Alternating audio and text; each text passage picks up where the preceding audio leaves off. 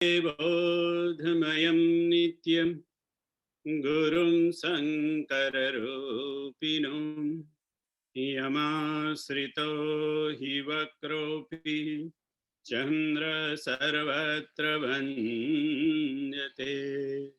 बन्धवगुरुपदकञ्ज कृपा सिन्धु नररूप हरि महामोहतमपुञ्ज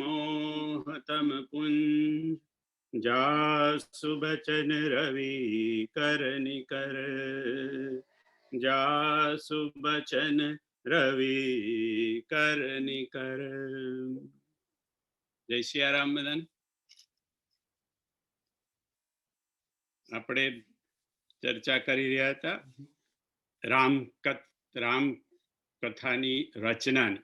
આપણે પહેલા વંદના પ્રકરણ જોયું, હવે રચના પ્રકરણ ચાલી રહ્યું છે.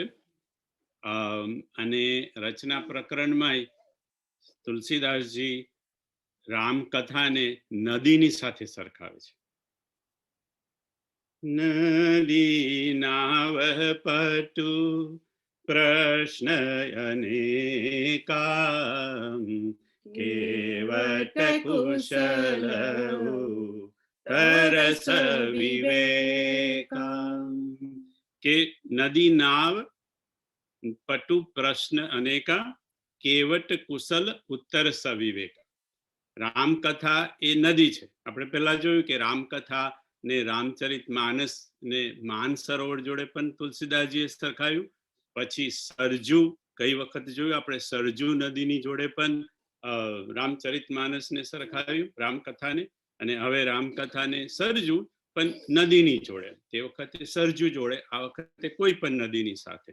અને નદીમાં નાવડીઓ હોય એનો પહેલાના જમાનામાં, હવે હજી થોડીક તો છે એનો.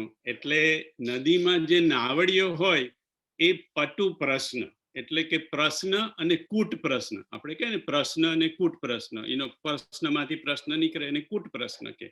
એટલે નદી, આ રામકથા રૂપી નદીમાં જેટલી નાવડીઓ જે છે નદીમાં, એ નાવડીઓ પ્રશ્ન અને કૂટ પ્રશ્નો છે. અને એના ઉત્તર કોણ આપે તો કે કેવટ એ ઉત્તર છે. કેવટને ઉત્તર એટલા માટે કીધું કે કેવટને નદીની પાર કેમ જવું, નાવડી કેમ ચલાવી, એ કેવટને આવડે છે અને એ પાર જઈ શકે, એટલા માટે કેવટને ઉત્તર કીધો. અને આમ થોડુંક વધારે જઈએ તો કેવટને તુલસીદાસજીએ ઉત્તર એટલા માટે કીધો કે કેવટે જે વસ્તુ કહી એ આપણા બધા માટે ઉત્તરો છે રામકથાને સમજવા માટે. એને શું કર્યું કેવટે કે જ્યારે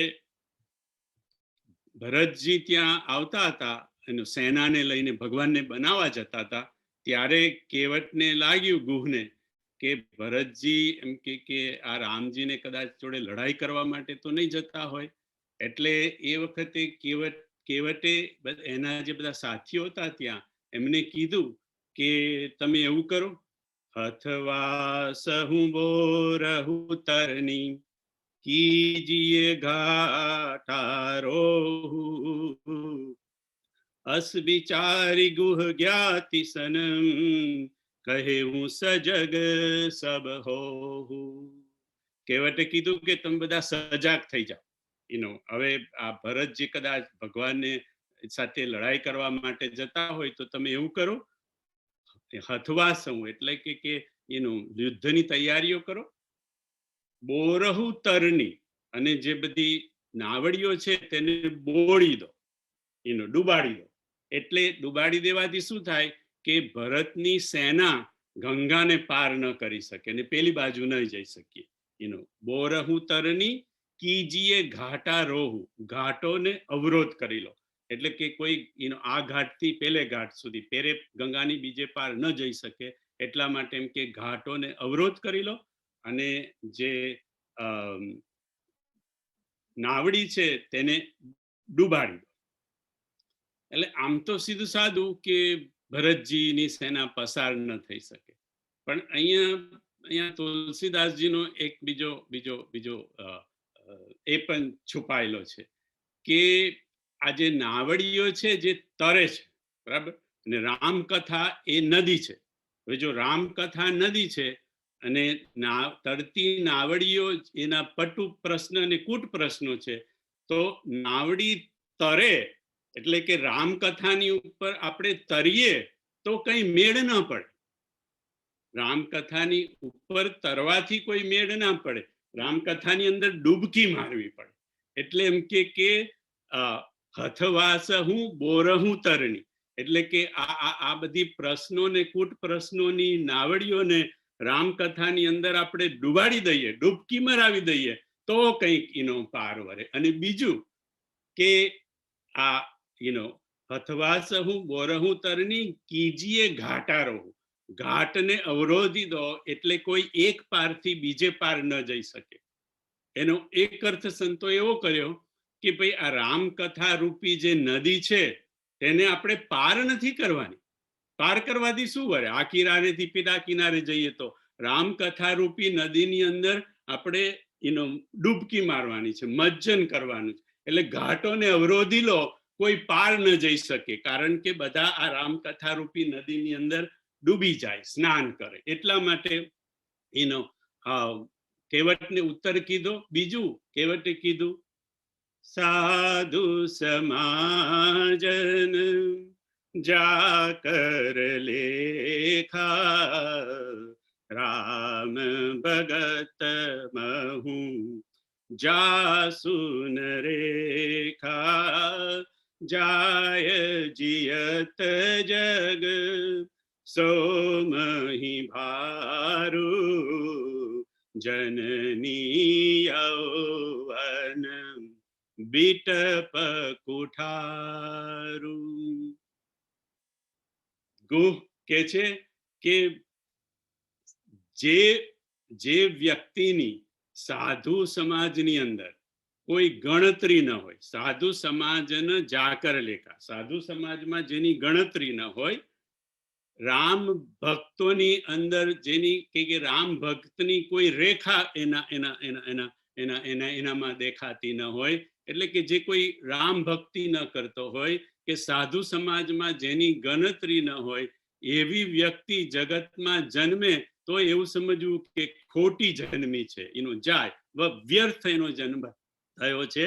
અને એને જગતમાં આવીને બીજું કોઈ કામ નથી કર્યું, પણ પોતાની માતાનું યૌવનને હણી નાખ્યું છે. કારણ કે યુવતીને મા બનાવી અને એના યૌવનની હત્યા કરી છે, પણ એમ કે બાકી જગતમાં એને કશું કામ કર્યું નથી. એટલે ગુહનું એવું કહે છે કે જગત જન્મ આપણો ત્યારે જ સફળ કહેવાય કે જ્યારે આપણામાં રામ ભક્તિ જાગે અથવા તો કોઈ સાધુનો આપણને સંગ થાય. એટલા માટે એટલે એનો કેવટને ઉત્તર કીધો. ઘોર ધારે ભૃગુ નાથ રિસાની, ઘાટ સુબદ રામ બરબાની. આ નદીની જે તીવ્ર ધારા છે, નદીની કોક જગ્યાએ ધારા બહુ તીવ્ર હોય, જે નદીની તીવ્ર ધારા છે એ પરશુરામનું આગમન છે. પરશુરામ જયારે આવ્યા ત્યારે તીવ્રતાથી ત્યાં આવ્યા હતા. એટલે આ રામકથા રૂપી નદીની તીવ્ર ધારા એ ઘોર ધાર ભૃગુનાથ રિસાની, જે પરશુરામ રિસાઈને જે પરશુરામ આવ્યા એ આ નદીની ઘોર ધારા છે. અને ઘાટ સુબદ રામ બરબાની.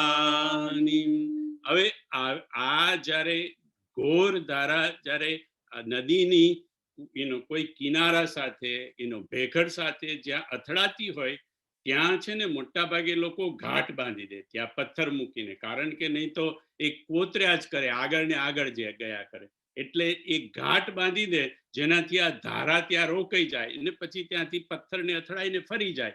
એ જે ઘાટ છે એ ઘાટ એ રામની વાણી, કારણ કે રામ એવી વાણી બોલ્યા કે પરશુરામજી ધીરે ધીરે ધીરે શાંત થઈ ગયા. એટલે કે ઘાટ સુબદ રામ બરબાની.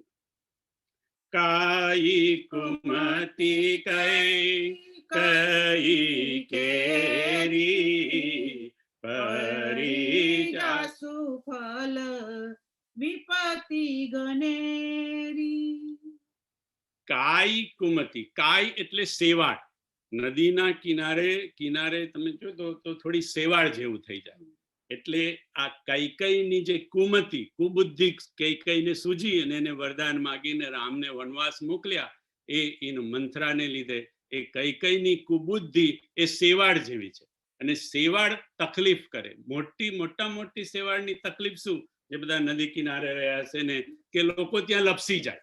અને લપસી જાય એટલે એમ કે પડી જાય, હાડકું ભાગે, દુખી થાય, માથું ફૂટે, એટલે એ કૈકેયીની જે કુમતી છે એ સેવાળ જેવી છે.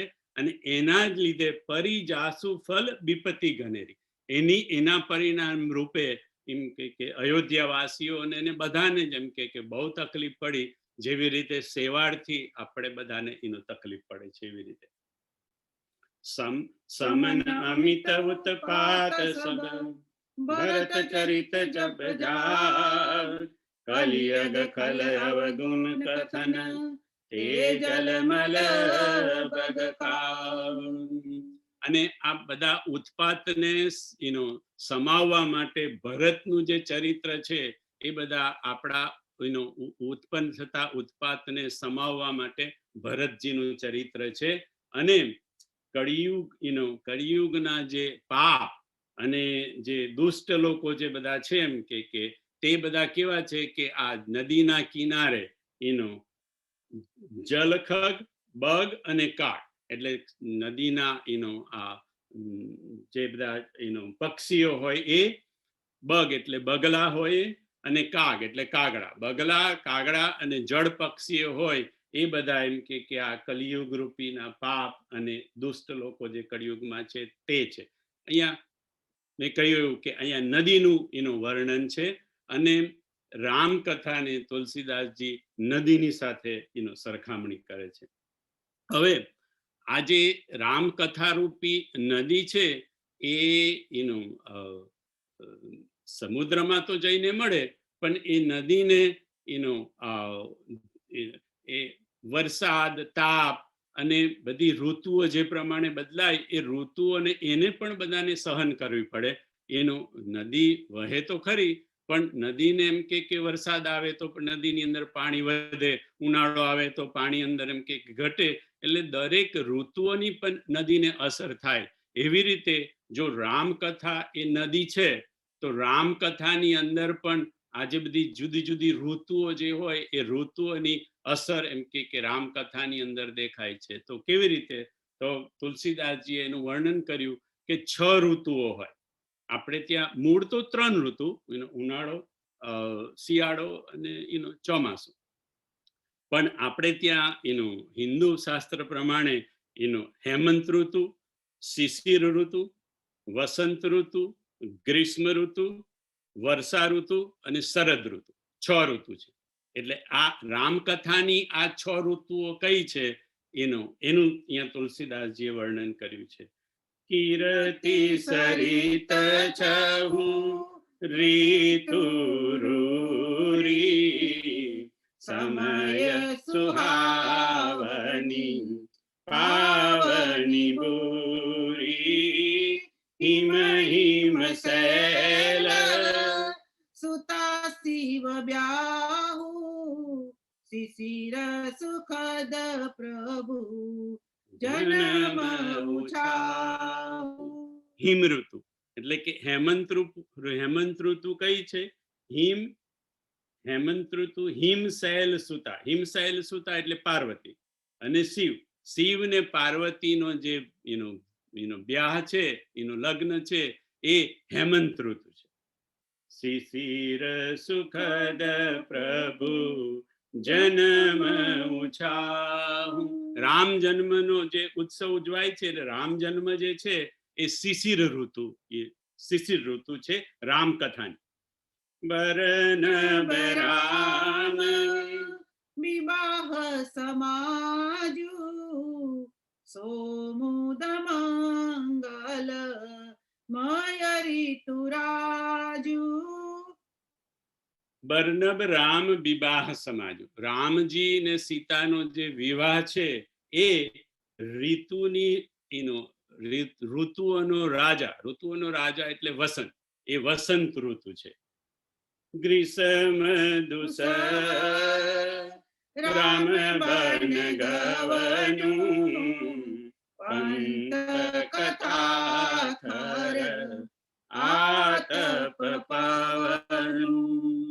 ગ્રીષ્મ ઉનાળો કયો છે રામકથાનો ઉનાળો છે. દુસહ રામ બન ગવનું, રામનું વનવાસ, વનમાં જવું, રામનો વનવાસ એ ઉનાળો છે. અને ઉનાળામાં તો તાપ પડે, ત્રાસ પડે. પણ અને ભગવાનની જે વનવાસની જે કથા છે, પંથ કથા કર આતપ પવનું, રામના વનવાસની જે પંથની કથા છે એ એમ કે આતપ ને પવનું. આતપ એટલે કે તાપ, જે ઉનાળામાં જે તાપ લાગે તે, અને પવનનો અહીંયા અર્થ છે પવન પણ થાય, પણ બાપુએ કીધું પવનનો અર્થ છે અહીંયા લૂ. ઉનાળામાં જે લૂ લાગે એ એમ કે આ પંથ કથા છે, ઉનાળાની લૂ અને આતપ એટલે કે તાપ ઉનાળાનો. બરસા ઘોર નિશાચર રારી શુરકુલ સાલિસુ મંગલકારી. વર્ષા ઋતુ જે છે, વરસાદ એ ઘોર નિશાચર રારી, નિશાચર જોડે રારી એટલે યુદ્ધ. ભગવાનને રાક્ષસોનું રાવણ સાથેનું જે યુદ્ધ થયું એ વર્ષા ઋતુ છે.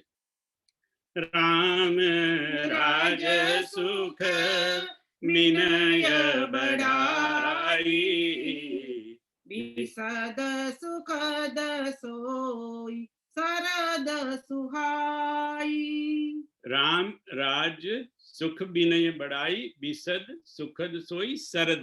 શરદ ઋતુ રામકથાની કહી તો કે રામનું જે રાજ્ય છે એ નિર્મળ શરદ ઋતુ છે. એવી રીતે તુલસીદાસજીએ 6 ઋતુનું વર્ણન કર્યું, અને રામકથામાં આ 6 ઋતુઓ ક્યાં છે એ આપણને એનું જણાવ્યું.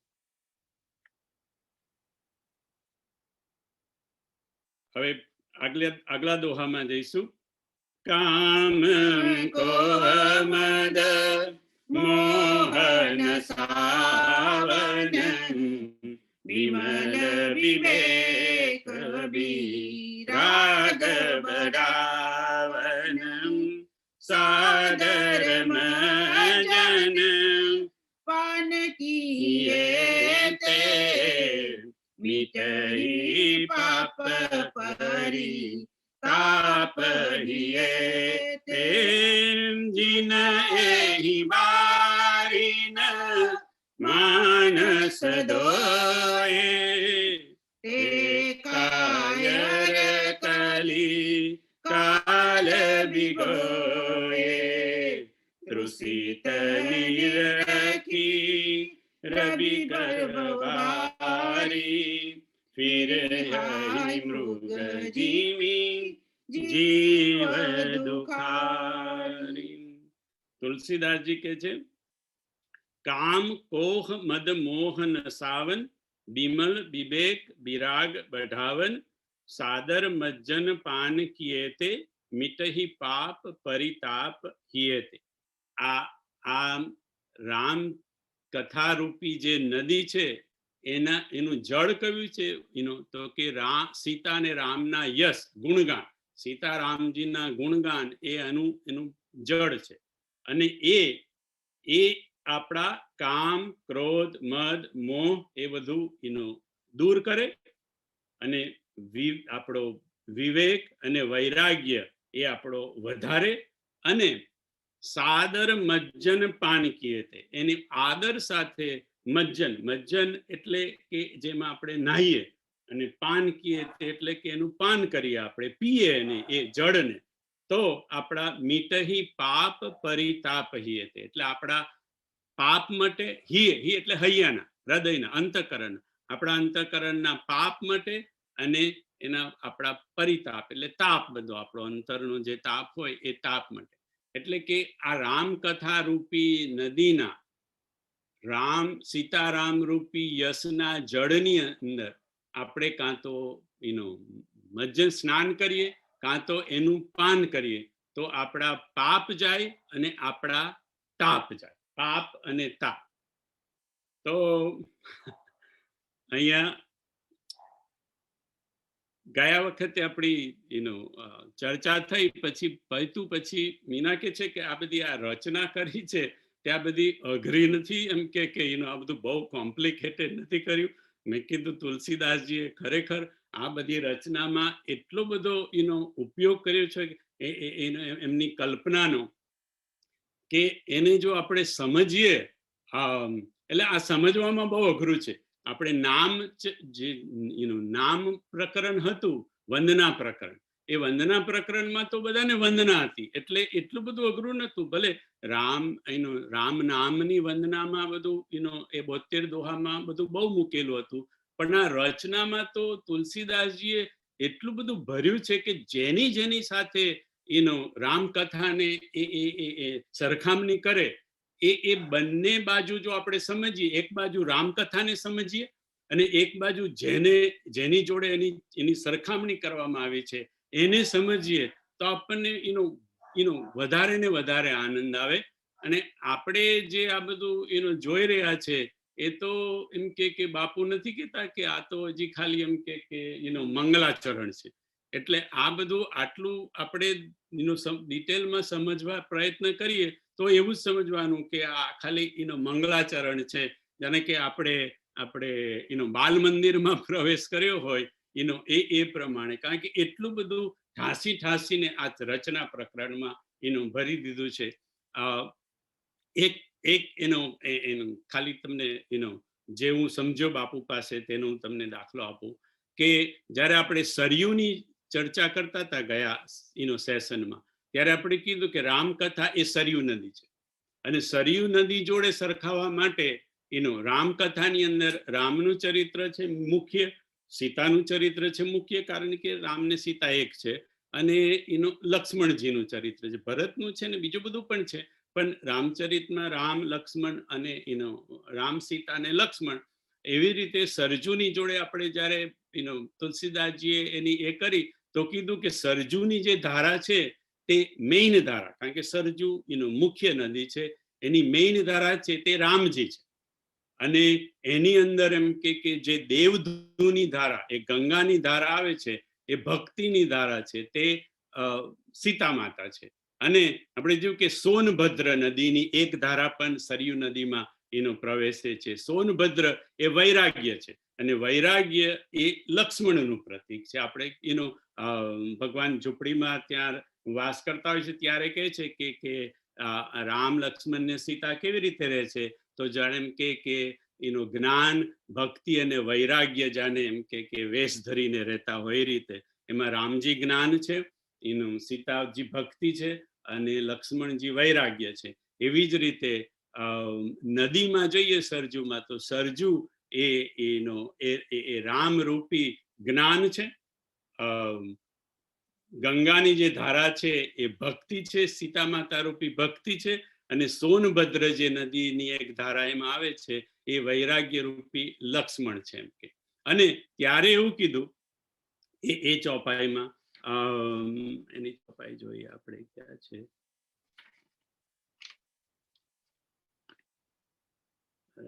અત્યારે મળે તો સારું.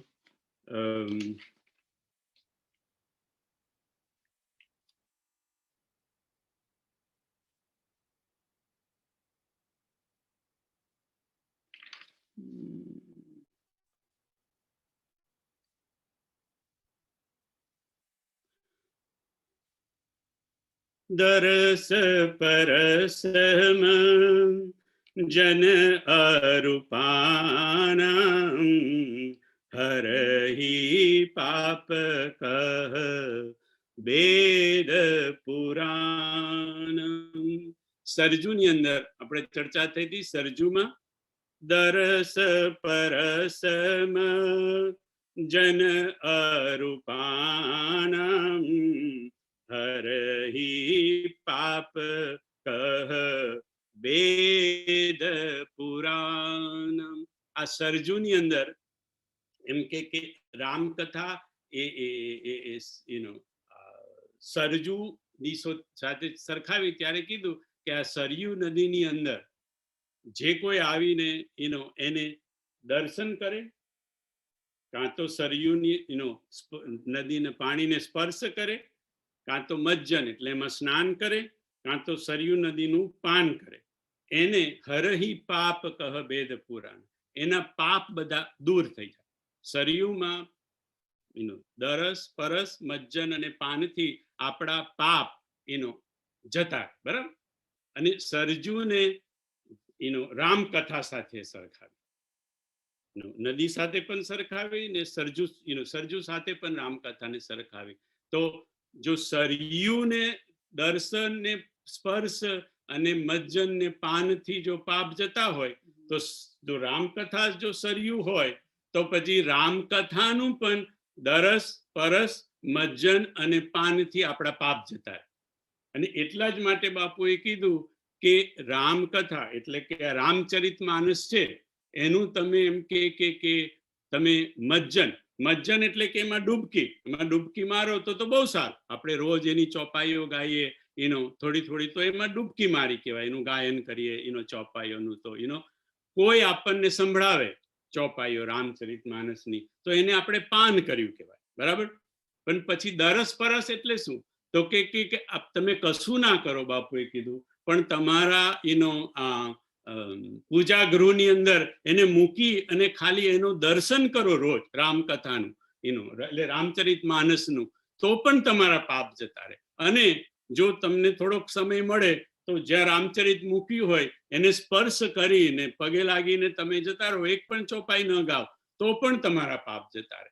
તો જેવી રીતે સરયુમાં ચારે રીતે પાપ જતા રહે, એવી રીતે રામકથાને પણ એમ કે રામચરિત માનસને પણ તમે દર્શન કરો તોય પાપ જાય, એનું સ્પર્શ કરો તો પણ પાપ જાય, એનું મજ્જન એટલે કે એમાં ડૂબકી લગાવો એટલે એની ચોપાઈઓ ગાવ તો પણ પાપ જાય. અને કોઈ કહેતું હોય, બાપુ જેવું કોઈ કથા કે, અને એને તમે સાંભળો તો પણ તમારા પાપ જાય. તો વિચાર હવે એ આવે કે દરસ પરસ થી પાપ જાય, અને એમાં મજ્જન ડૂબકી કરીએ તો પણ પાપ જાય, અને એને સાંભળીએ તો પણ પાપ જાય. પણ સાંભળીએ આપણે અને એમાં ડૂબકી મારીએ તો દરસ પરસથી વધારે ફાયદો ન થવો જોઈએ? દરસ પરસથી ફાયદો તો થાય જ, પણ મજ્જન જે કરે, જેમાં ડૂબકી લગાવે અને જે એનું પાન કરે, એને સાંભળે, કથા સાંભળે, એને આપણે કેવું છે ને, થોડું વ્યાજબી તો કરો, દરસ પરસ ને આપો, અમને કઈ વાંધો નથી, પણ અમે જે લોકો મજ્જન કરીએ અને કથા સાંભળીએ, પાન કરીએ, એને પછી અમને થોડુંક તો વધારે મળવું જોઈએ.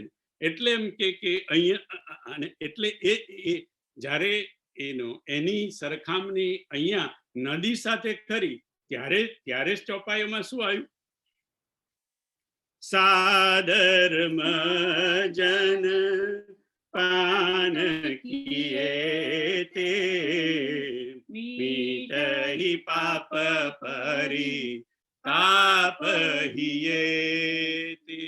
એટલે કે રામકથા રૂપી નદીમાં જે માણસ સાદર એટલે આદર સાથે, એટલે શ્રદ્ધા સાથે જે મજ્જન કરે અને પાન કરે, અહીંયા દરસ પરસ વાળાને સાઈડમાં રાખી દીધા, પણ જે એમાં મજ્જન કરે એટલે કે સ્નાન કરે, અને જે એને પાન કરે, એને સાંભળે, એમ કે એને શું થાય? મીઠી પાપ પરી તાપ હિયે. ત્યાં કીધું કે ત્યાં પાપ જાય તમારે, અને અહીંયા કીધું કે જે મજ્જન કરે અને જે પાન કરે એના પાપય જાય અને એના તાપય જાય. એટલે કે વધારે ફાયદો જો જોઈતો હોય તો તમારે મજ્જન કરવાનું અને પાન કરવાનું. અને પાન કેવી રીતે કરવાનું, મજ્જન કેવી રીતે કરવાનું? શ્રીમદ રામચરિત્ર માનસમિદમ ભક્ત્યાવગાંતિએ તે સંસાર પતંગ ઘોર કિરણે દહયંતી નો માનવમ. શ્રીમદ રામચરિત માનસમ ઇદમ ભક્ત્યા અવગાહંતિએ, એટલે કે આ રામચરિત માનસમાં જે ભક્તિપૂર્વક અવગાહનથી એટલે કે જે ડૂબકી મારે, જે સ્નાન કરે, એ જેને સ્નાન કરે એને શું મળે? તે સંસાર પતંગ ઘોર કીરને દહયંતી નો માનવા. સંસાર રૂપી સૂરજ, જે તપેલો સૂરજ છે, એ પછી એમ કે એ લોકોને તપાવી ન શકે, એમ કે અને પાન કરીએ તેમાં શું કીધું? રામ ચરણ રતિ જો ચહ અથવા પદ નિર્વાણ ભાવ સહિત સોય કથા કરવું શ્રવણ પુટ પાન. તુલસીદાસજી અંતમાં કે છે કે રામના ચરણોમાં જેને રતિ પ્રેમ જોઈતો હોય, એનો અનુરાગ જોઈતો હોય, અથવા તો પદ નિર્વાણ, અથવા જેને નિર્વાણ જોઈતું હોય, એને શું કરવું? કે ભાવ સહિત સો યહ કથા, એને ભાવની સાથે આ કથાને કરવું શ્રવણ પુટ પાન. શ્રવણ એટલે કાન, પુટ એટલે પડ્યું, કાનરૂપી પડ્યાથી આને પીવી. આ કથાને કાનરૂપી પડ્યાથી, આપણે પાણી પડ્યામાં પાણી લઈને પીએ ને, એવી રીતે આ કથાને એમ કે કાનરૂપી પડ્યાથી એનું પાન કરવું જોઈએ. નાથ તવાનન શશી સ્ત્રવત કથા સુધાર ગુબીર શ્રવણ પુટની મન પાન કરી નહીં અઘાત મતિ ધીર. પાર્વતી કે છે કે આ રામ કથાને એમ કે શ્રવણ પુટની, આ શ્રવણ કાનરૂપી પડ્યાથી હું પાન કરીને સાંભળી અને એને હું તૃપ્ત થતી નથી. મને એવું થાય છે કે તમે શિવજી, તમે કથા કહેતા જ રહો, કહેતા જ રહો, કહેતા જ રહો. એટલે ડેફિનેટલી મજ્જન અને પાનનું વધારે મહત્વ છે. પણ છતાં જો આપણાથી મજ્જન અને પાન ન થઈ શકતું હોય તો પછી દરસ પરસ એટલું તો થઈ શકે ને બાપુ, કે કે ભાઈ તમે તમારા એમાં ભગવાનની જ્યાં પૂજા કરતા હોય ત્યાં રામચરિત માનસ, ગીતા, જે કોઈ પણ કોઈ ગ્રંથ બાપુ, કે ભાગવતની ગીતા, તમને જે ગ્રંથમાં શ્રદ્ધા હોય એ ગ્રંથને ત્યાં મૂકો. રોજ સવારે તમે એનું દર્શન કરો અને ખાલી એને સ્પર્શ કરો તો પણ તમને પુણ્ય મળે. પણ જો તમે એમાં ડૂબકી મારો અને એનું શ્રવણ કરો તો તમને પાપ પણ જાય અને તાપ પણ જાય. એટલે મીના સાથે ચર્ચા કરતો હતો કે આમાં બધું તુલસીદાસજી બધું બહુ ભેગું કર્યું છે. મને તો બધું આવડતું પણ નથી, જેટલું બાપુ પાસેથી સાંભળ્યું હોય અને યાદ રહ્યું હોય એ હું તમારી સાથે શેર કરું છું. પણ એમાં એક એની ચર્ચા કરીએ તો એક બીજી પણ વસ્તુ કહું કે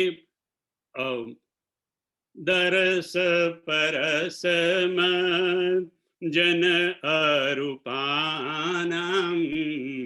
હરહી પાપ કહ વેદ પુરાણમ. તુલસીદાસજીએ કીધું કે સરયુ નદીના જે દર્શન કરે, જે સ્પર્શ કરે, મજ્જન કરે કે પાન કરે, એનું હરહી પાપ, એના પાપ દૂર થાય. એવું કોણ કહે છે? તો કે કહી હરહી પાપ કહ વેદ પુરાણ. એવું વેદ અને પુરાણ એવું કહે છે કે સરયુ નદીમાં જે દરસને પરસને મજ્જનને પાન કરે એના પાપ જાય. પણ બાપુ કે તમે, આપણે તો એમ કે બધો વેદોનો અભ્યાસ નથી, પણ તમે વેદોનો અભ્યાસ કરો તો વેદોમાં સરયુ નદીની કોઈ ચર્ચા નથી. અને વેદોમાં સરયુ નદીની ચર્ચા નથી છતાં તુલસીદાસજીએ કેમ એવું લખી દીધું કે દરસ પરસ મજ્જન અરૂપાના હરહી પાપ કહ વેદ પુરાણ. વેદ અને પુરાણ એવું કે છે કે આનું દર્શન ને સ્પર્શ કરવાથી એનું પાપ બધા તમારા જાય. તો કે ભલે વેદમાં ન હોય પણ આ સરયુ નદી એ જો રામ કથા હોય તો રામ તો વેદમાં છે ને. એટલે એમ કે જે દરસ પરસ મજ્જન અરૂપાણા લખ્યું છે સરયુ નદીને ઉદ્દેશીને, એ ખરેખર તો તુલસીદાસજીનો ગૂઢ અર્થ તો રામકથા તરફ જ છે કે રામ ને એમ કે રામ ને રામના ગુણગાન ને રામ ને કથા, એના દર્શન, સ્પર્શ, મજ્જન અને પાન, એના કરવાથી હરહી પાપ જાય એ વેદોમાંય છે, પુરાણોમાંય છે, કારણ કે રામ તો બધે જ છે. એટલા માટે એમ કે તુલસીદાસજીનું એ વાક્ય પણ એમ કે આપણે કોઈ કાટી ન શકે, કારણ કે વેદમાં સર્જુ નથી, પુરાણમાં પુરાણમાં તો કદાચ સર્જુ હશે, પણ એમ કે એનો રામ તો વેદ અને પુરાણ બંનેમાં છે.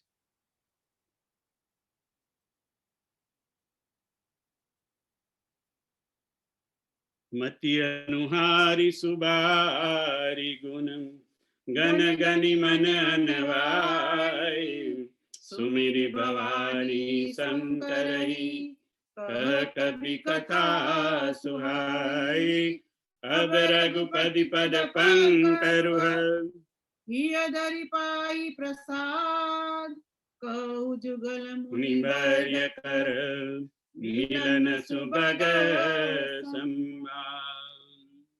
હવે તુલસીદાસજી આ 43માં દોહાથી ચેપ્ટર બદલે છે. અત્યાર સુધી આપણે જોયું કે શરૂઆતમાં વંદના પ્રકરણ હતું, પછી રચના પ્રકરણ એનું આવ્યું, અને પછી હવે બે જે મુનિઓના સંવાદ છે, ભરદ્વાજજી અને યાજ્ઞવલ્કજી, એની શરૂઆત એનો અહીંયા આ દોહાથી 43 દોહાથી એની શરૂઆત થાય છે. અને એ શરૂઆત પછી થોડુંક આપણા માટે, આપણા જેવા માટે થોડું સમજવામાં સહેલું થાય છે, કારણ કે હવે કથાની શરૂઆત થાય છે. એટલે આપણને બધાને આ બધી રચના બચનાનું બધું જે બધું ડિફિકલ્ટ પાર્ટ હતો એનાથી એમ કે તુલસીદાસજી હવે આગળ જાય છે કે આ બધીની એમ કે મેં ચર્ચા કરી, હવે હું એનું શિવજીને પાર્વતીજીને વંદના કરી અને હવે એમને એમ કે પ્રસાદ, એમની કૃપાને પ્રાપ્ત કરી અને બે મુનિઓના જે સંવાદ હતા એ સંવાદની કથા હવે હું તમને કહેવા એનો જઈ રહ્યો છે. એટલે અહીંયા આ જગ્યાએથી ભરદ્વાજ અને યાજ્ઞવલ્કનો પ્રવેશ થાય છે. એના સંવાદ તો પછી આગળથી આવે છે, પણ પ્રવેશ અહીંયાથી થાય છે. આપણે જ્યારે પહેલી વખતે જોયું ત્યારે આપણે જોયું કે રામચરિતમાનસના 4 ઘાટ છે અને 4 જગ્યાએ 4 જણ કહી રહ્યા છે. એક તુલસીદાસજી પોતાના મનને કહી રહ્યા છે, ભરદ્વાજ યાજ્ઞવલ્કજી ભરદ્વાજજીને પ્રયાગમાં કહી રહ્યા છે, શિવજી પાર્વતીજીને કૈલાસમાં કહી રહ્યા છે, અને કાગભૂષુંડીજી ગરુડજીને નીલગિરી પર્વત પર કહી રહ્યા છે. તો તુલસીદાસજી જે કથા કહે છે એની શરૂઆત વર્ણાનામથી શરૂ થાય છે. વર્ણાનામ અર્થ સંધાન. તુલસીદાસજીનો પહેલો શબ્દ છે વર્ણાનામ, ત્યાંથી. અને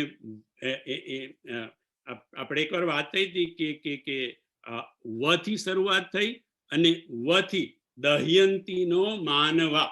કૈલાસજીએ કીધું કે આ રામકથાની શરૂઆત વથી શરૂ થઈ અને વા દહયંતીનો માનવા.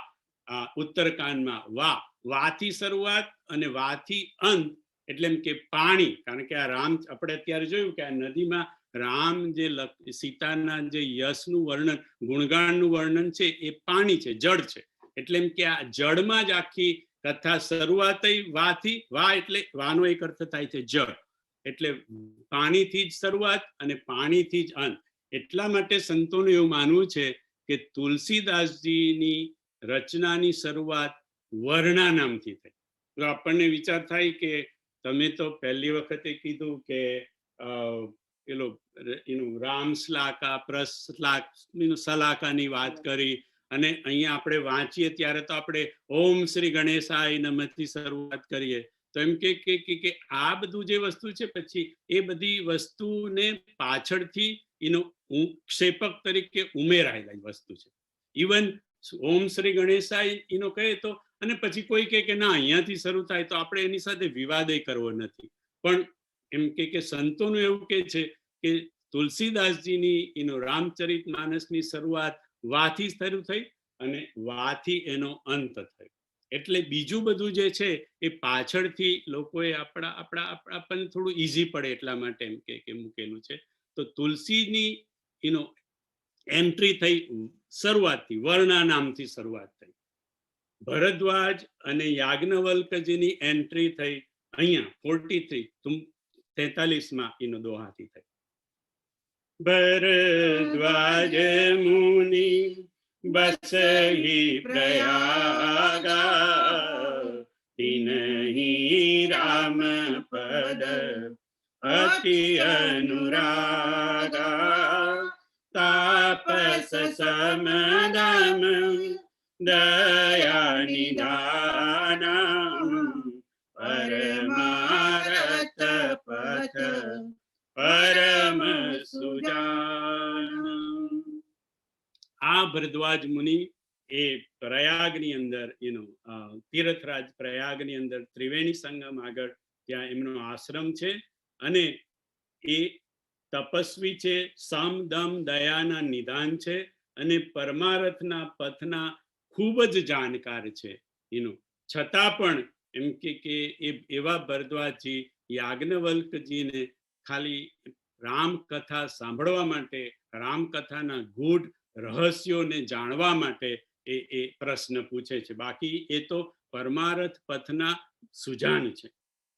ભરદ્વાજ આશ્રમ અતિ પાવનમ પરમ રમ્ય મુનિ પરમન ભાવનમ તહોઈ મુનિ ऋषय समाजा जाहि जेम जन तीरथ राजा मजहि प्रात समेत उचाह हरि परस पर हरि गुण गा. ભરદ્વાજજીના આશ્રમની અંદર બધા લોકો એમ કે ભેગા થાય એમ કે અને કુંભનો જ્યારે એમ કે એનો સમય થાય ત્યારે એમ કે માઘ મહિનાની અંદર એમ કે બધા ભેગા થઈ અને ત્યાં તીર્થરાજમાં સ્નાન કરે અને બ્રહ્મ નિરૂપણ વિવિધ વિધિ વર્ણહિ તત્વ વિભાગ કહી ભગતિ ભગવંત કે સંજુત જ્ઞાન વિરાગ. જ્ઞાન, વૈરાગ્ય, ભક્તિની આ બધી તત્વજ્ઞાનની આ બધી ચર્ચાઓ બધા સાધુ લોકો ભેગા થઈને ત્યાં આગળ કરે અને 1 મહિના સુધી ત્યાં આગળ એમ કે ત્રિવેણી સંગમમાં સ્નાન કરે અને 1 મહિના પછી બધા પોતપોતાના આશ્રમની અંદર બધા સાધુ લોકો જાય. એવી રીતે એમ કે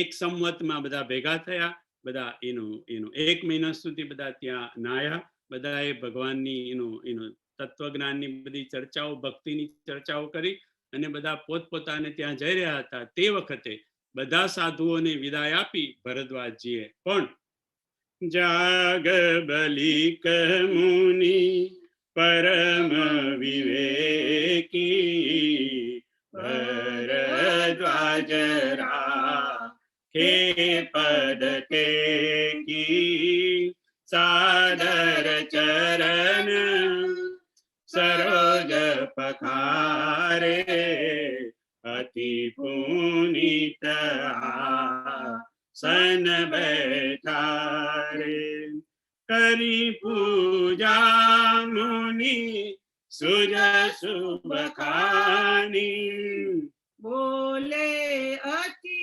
पुनीत मृदुबानी नाथ एक संग सयुबड़ मोरे करगत बेद तत्व सब तोरे कहत सुमोहिला गत भयलाजा जो न कहु बड़ होई अकाजा संत कहि असि नीति प्रभु श्रुति पुराण मुनि गाओ होई न विमल विवेक और गुर सन किए दुराव.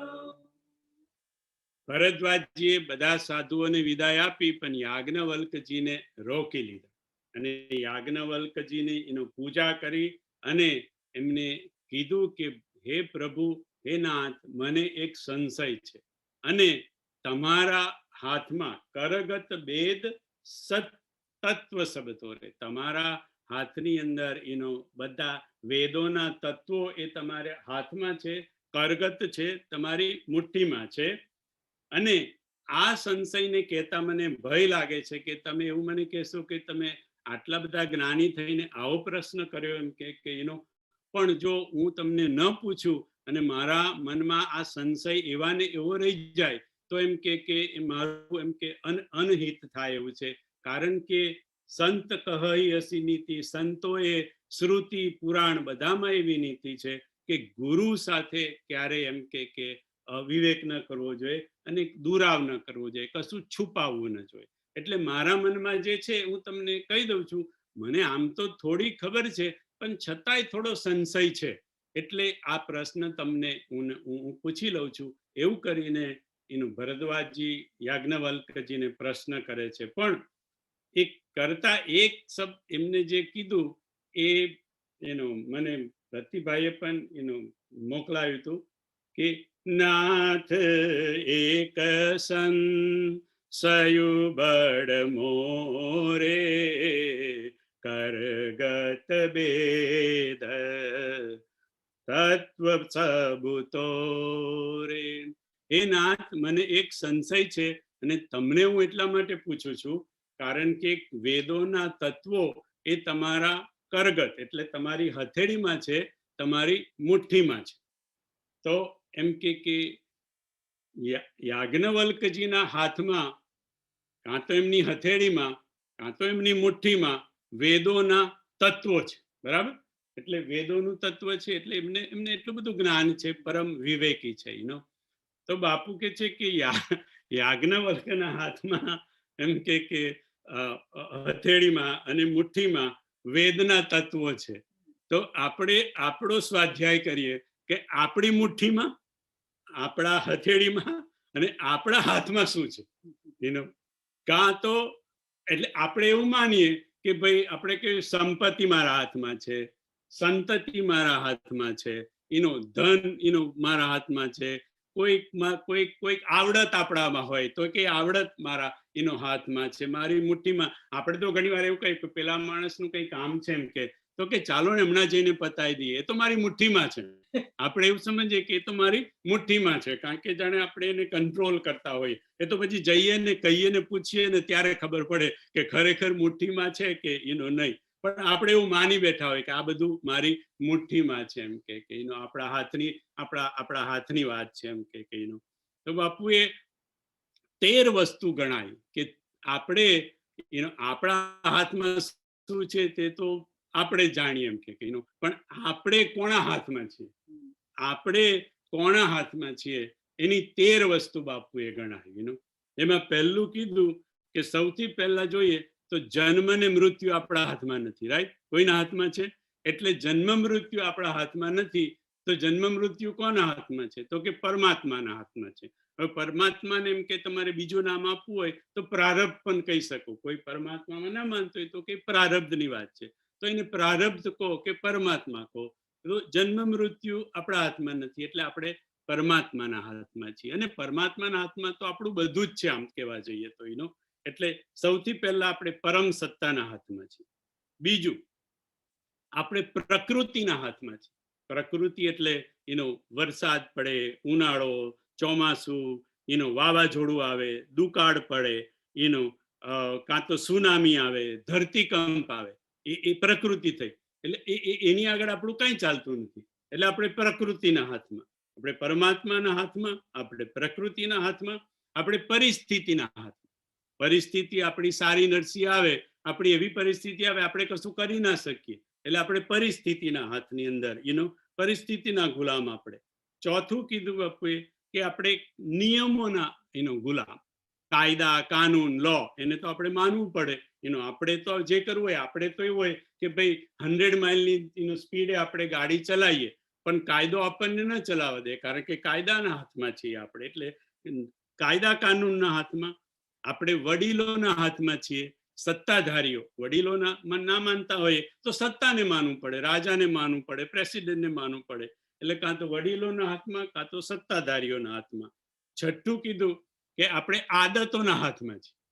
આદતો, આપણી આદત જે હોય ભલી બુરી જે કઈ હોય, એડિક્શન હોય, કશું એડિક્શન ના હોય, બીડી ના પીતા હોય, સિગરેટ ના પીતા હોય કે દારૂ ના પીતા હોય, પણ ચા તો સવારે જોઈતી જ હોય કે ભાઈ ચા વગર સવાર નહીં થાય, એટલે કશું ના હોય તો આપણે ચા એડિક્શન ચાનું તો ચાનું. બાપુ કે આપણને સ્વર્ગમાં નહીં ફાવે, કારણ કે એવું સાંભળ્યું છે કે સ્વર્ગમાં ચા નથી મળતી, એટલે એમ કે કશું ના હોય તો એ ચાની આદત, એટલે આદતોના હાથમાં. સાતમું કીધું કે આપણે સ્વભાવથી મજબૂત, આપણે કરવું તો બધું ઘણું હોય, પણ આપણે આપણો સ્વભાવ આપણને કરવા ના દે, કારણ કે આપણે સ્વભાવના હાથની અંદર. આઠમું કીધું કે આપણે વિકારોના હાથમાં, કામ, ક્રોધ, લોભ એ આપણને નચાવે, જેમ પાવે એમ નચાય, જેમ કામ કે એમ કરવું પડે, જેમ આપણો લોભ કે એમ આપણે નાચવું પડે, એટલે આપણે વિકારોના હાથમાં. નવમ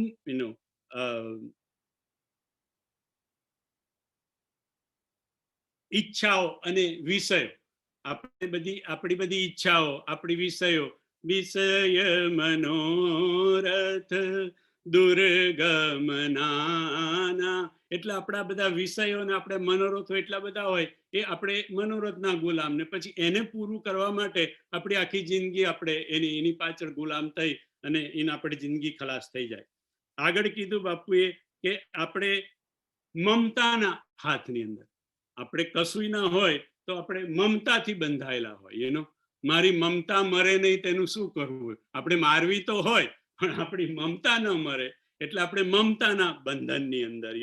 આગળ 12 નંબરમાં બાપુએ કીધું કે આપણા મોહના બંધનમાં, મોહ સકલ વ્યાધિન કર મૂલા તિન તે પુની ઉપ જય બહુ સૂલા. અને 13મું બંધન કીધું બાપુએ કે આપણે માયાના બંધનમાં, આપણે આગળ જોયું હતું 2 પ્રકારની માયા, વિદ્યા માયા અને અવિદ્યા માયા. અને અવિદ્યા માયા આપણને એમ કે બાંધે, માયા બસ્ય જીવ અભિમાની ઈસ બસ્ય માયા ગુણ ખાની, એટલે આપણે માયાના પણ વશની અંદર.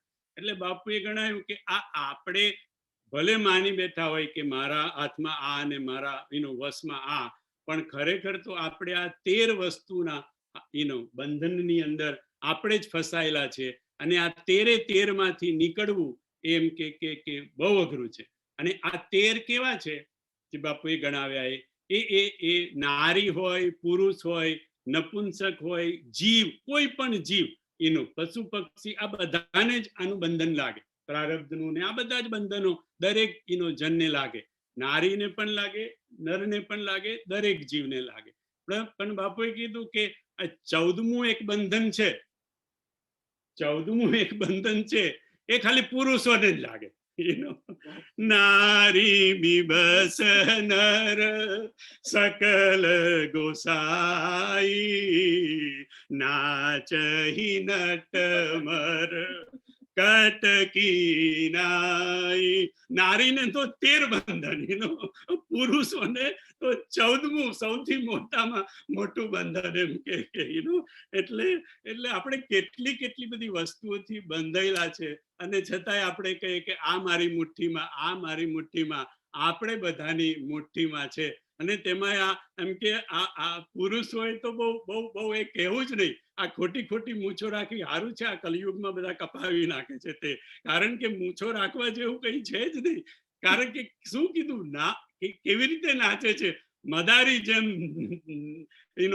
વાનરને નચાવે, માકડાને, આમ તો ઓરિજિનલ શબ્દ આપણો માકડું હોય, મદારી માકડાને નચાવે, એવી રીતે નારી બિબસ નર સકલ ગોસાઈ નાચહી નટમર કટકી નાઈ.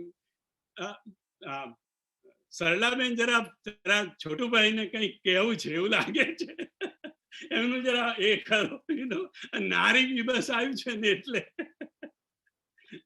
એમનું જરા એ કરો, છોટુભાઈ નું. જય સિયારામ. જય સિયારામ. ક્યારના તમે 13 આ બધા ગણાવ્યા આ બધાના ગુલામ આપણે. મેં કહું હજુ એક જે મુખ્ય છે તે કેમ આવતું નથી? આગે મુખ્ય છેલ્લે આવે એટલે એ ક્યાંનો રાહ જોતો હતો હું, ક્યાંનો રાહ જોતો હતો.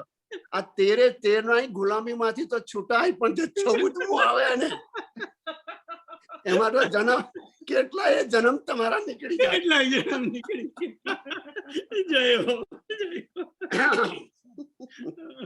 ઓ ભગવાન. સંત કહી અસી નીતિ પ્રભુ, શ્રુતિ પુરાણ મુનિ ગાવ, હોય ન બિમલ વિવેક ઉર, ગુરુ સન કિએ દુરાવ. આકર ચારી જીવ જગ કાશી મરત પરમ પદ લઈ, સોંપી રામ મહી મામુનિ આયા, શિવ ઉપદે સુખ રત કરી દાયા.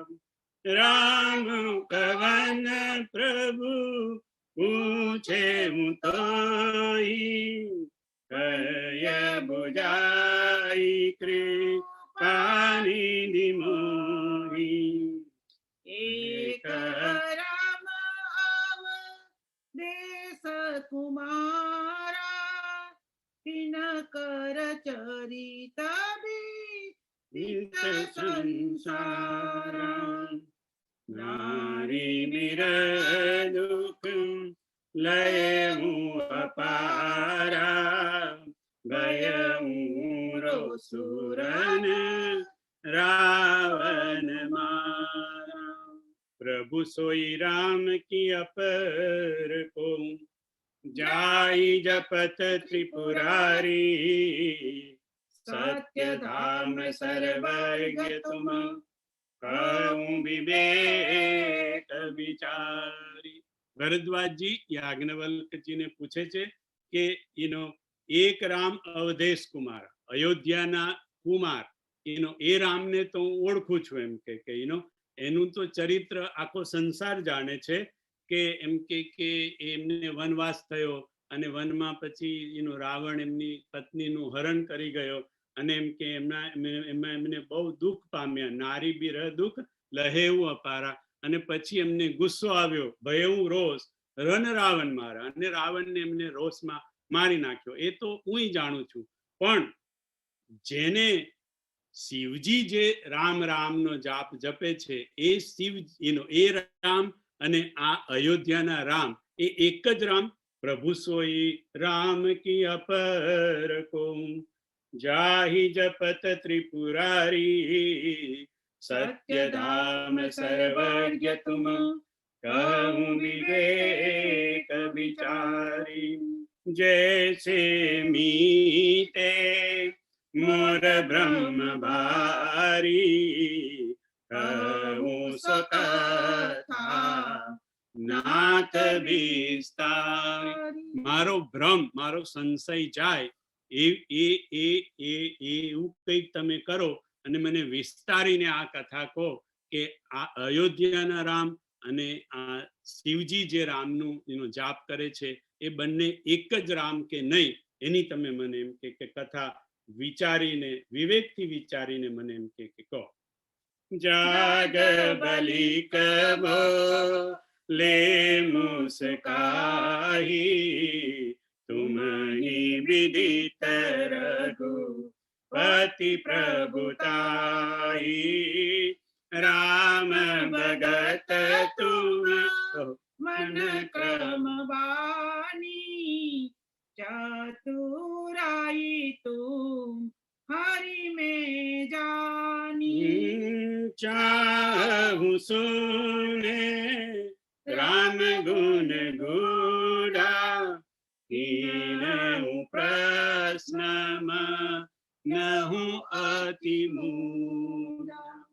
બાપુ કે યાજ્ઞવલ્કજીએ હવે કહેવાની શરૂઆત કરી, પણ કેવી રીતે? જાગ બલિક બોલે મુસ્કાય. એટલે બાપુ કે આપણે પણ એમ કે યાજ્ઞવલ્ક તો સંત છે, પણ આપણે પણ આ યાજ્ઞવલ્કજી પાસેથી શીખવાનું. અને રામજી પણ આ જ કરતા. રામજી પણ જે કંઈક બોલતા એ પહેલા મુસ્કરાતા અને પછી એમ કે બોલતા. તમે કોઈ પણ ને કોઈ પણ વાણી તમે મુસ્કરાઈને કહો એટલે ભલે તે વખતે તમારી વાણીમાં કશી આમ તેમ વાત હોય એ પણ અડધી ત્યાં જ ઓછી થઈ. મુસ્કરાઈને જો તમે કંઈ કહો તો કોઈની કઈ ભૂલ થઈ હોય એને પણ તમે મુસ્કરાઈને કહો એની જુદી વસ્તુ, અને જરાક મોડું થોડું રૂખ કરી અને એ રીતે કહો એને હું ઘણી વાર મીનાન કશું કહું તો કે આ તમારું પહેલા મોડું જોવાય. એટલે મોડું એટલે આપણા ભાવ બદલાઈ જાય, કારણ કે આપણને આ ટેવ નથી. યાજ્ઞવલ્કને અને રામજીને તો ટેવ છે કે મુસ્કરાઈને વાત કરવાની, પણ આપણા તો બધા ચહેરા ફરી જાય અને પછી આપણે વાત કરીએ. એટલે પછી સાચી વાત કહેતા હોય તો પણ સામેના હૃદયમાં ઉતરે નહીં, કારણ કે આપણે એની શરૂઆત જ ખોટી રીતે કરી છે. એટલા માટે જાગ બલી કબો લે મુસ્કાઈ તુમહી વિદિત રઘુપતિ પ્રભુતાઈ. યાજ્ઞવલ્કજી કહે છે કે તમને રામજીની એમ કે પ્રભુતા એ વિશે તમને બધું જ ખબર છે. હું જાણું છું કે તમને બધું એમ કે, પણ તમે મારી પાસેથી રામ કથાની સાંભળવા માટે તમે મૂઢની જેમ એમ કે મને પ્રશ્ન કર્યો છે, પણ છતાંય તમારા જેવા જો શ્રોતા મળે તો હું જરૂર એમ કે રામ કથા કહીશ, મારી વાણીને પવિત્ર કરવા માટે. અને પછી तात सुनहु सादर मनुलाई कहूँ राम के कथा सुहाई महामोह मही शेष विशाला राम कथा कालिका कराला राम कथा शशि किरण समाना संत चकोर રહી જેહી પાના. હવે યાજ્ઞવલ્કજીએ કીધું કે હું તમને એનો કથા કહીશ, એમ કે હું તમને કહું, તમે પ્રેમથી, તમે આદરથી, શ્રદ્ધાથી તમે સાંભળો. એનો મહામોહ મહિષેશ વિશાલ, મોહ છે એ મહિષાસુર છે. મહિષેશ વિશાલાનો અર્થ છે મહિષાસુર રાક્ષસ છે, મોહ. અને એને મારવા માટે રામકથા એક કાલિકા એનો અવતાર જેવી છે, આ મહામોહરૂપી મહિષાસુરને મારવા માટે. અને રામકથાને પહેલા તો એમ કે કાલિકા સાથે સરખાવી, રામકથાને બીજી શશી કિરણ સાથે સરખાવી, કે રામકથા એ ચંદ્રના કિરણ જેવી છે અને સંત એ ચકોર જેવા છે. જેમ ચકોર ચંદ્રનું અને ચંદ્રના કિરણનું પાન કરે એવી રીતે સંત લોકો સદા એમ કે આ રામકથા રૂપી ચંદ્રના કિરણનું હંમેશા પાન કરતા રહે છે. એવી રામકથા હવે હું તમને એમ કે જરૂર સંભળાવીશ. એવું કરીને યાજ્ઞવલ્કજી ભરદ્વાજીને કથા કહેવાની શરૂઆત કરે છે. એ બધી ચોપાઈઓ આપણે હવે આવતા ગુરુવારે જોઈશું. જય શ્રી રામ.